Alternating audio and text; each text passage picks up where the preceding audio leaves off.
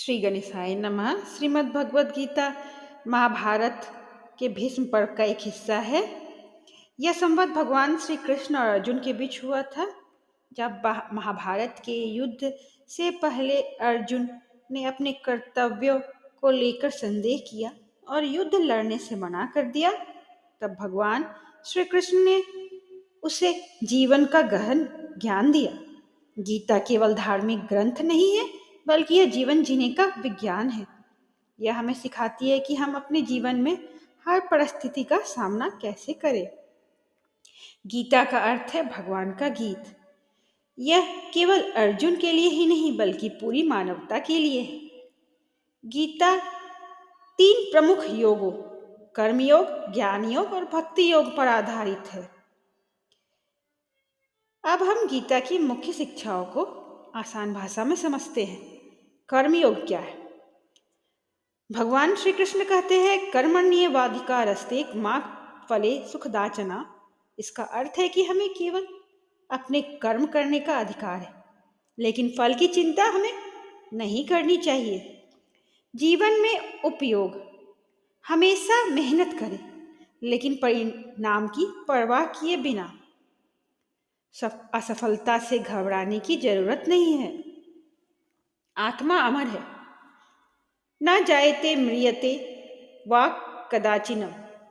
श्री कृष्ण कहते हैं कि आत्मा अजर, अमर और अविनाशी है।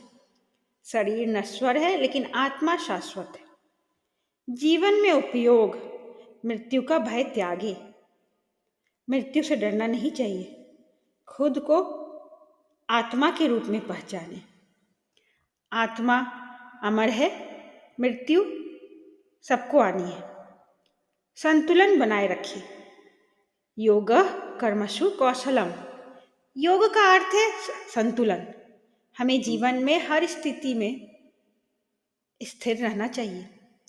जीवन में उपयोग, खुशी और दुख दोनों को समान समझें। जीवन में किसी भी परिस्थिति में धैर्य बनाए रखिए। भक्ति योग और समर्पण। सर्वधर्मा परिजन्यम मामेकम शरणम व्रज। भगवान कहते हैं कि सभी धर्मों को छोड़कर केवल मेरी शरण में आओ। जीवन में उपयोग, ईश्वर पर पूर्ण विश्वास रखें।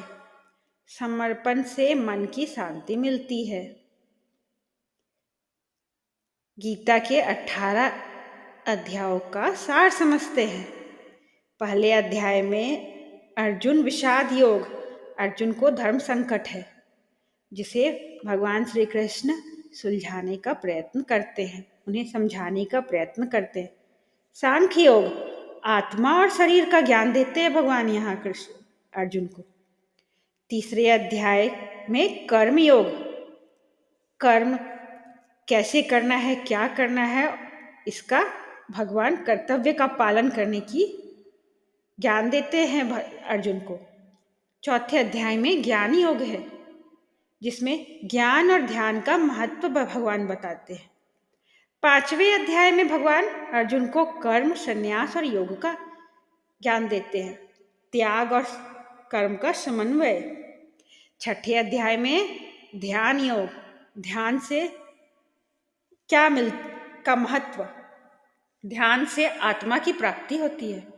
7वें अध्याय में ज्ञान विज्ञान योग, ईश्वर का ज्ञान, जिस ईश्वर क्या है। 8वें अध्याय में अक्षर ब्रह्म योग, मृत्यु और आत्मा का ज्ञान देते हैं भगवान 8वें अध्याय में। 9वें अध्याय में राजविद्या राजगुहा योग, ईश्वर की महिमा बताते हैं भगवान। 10वें अध्याय में विभूति योग, भगवान की विभूतियां, इसके बारे में श्री कृष्ण अर्जुन से कहते हैं। 11वें अध्याय में विश्वरूप दर्शन योग, इसमें भगवान अर्जुन को अपना विराट रूप दिखाते हैं। 12वें अध्याय में भक्ति योग, भक्ति का महत्व क्या है, ये चीज बताते हैं भगवान श्री कृष्ण अर्जुन को।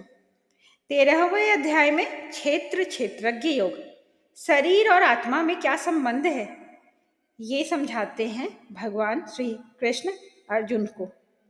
14वें अध्याय में गुणत्रय विभाग योग, 3 गुण सत्व, रजस और तमस के बारे में भगवान श्री कृष्ण अर्जुन को बताते हैं।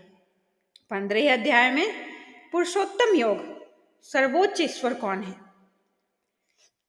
इसके बारे में जानते हैं 15वें अध्याय में अर्जुन। 16वें अध्याय में देवासुर संपद विभाग योग, दैवी और आसुरी प्रवृत्तियों के बारे में श्री कृष्ण अर्जुन को समझाते हैं। 17वें अध्याय में श्रद्धा त्रय वियोग विभाग योग, 3 प्रकार की श्रद्धा है उसके बारे में समझाते हैं। 18वें अध्याय में मोक्ष संन्यास योग, मोक्ष और मार्ग के बीच हमें उसके बारे में भगवान अच्छे से बताते हैं, संक्षिप्त में बताते हैं। जय श्री कृष्ण, जय श्री राम।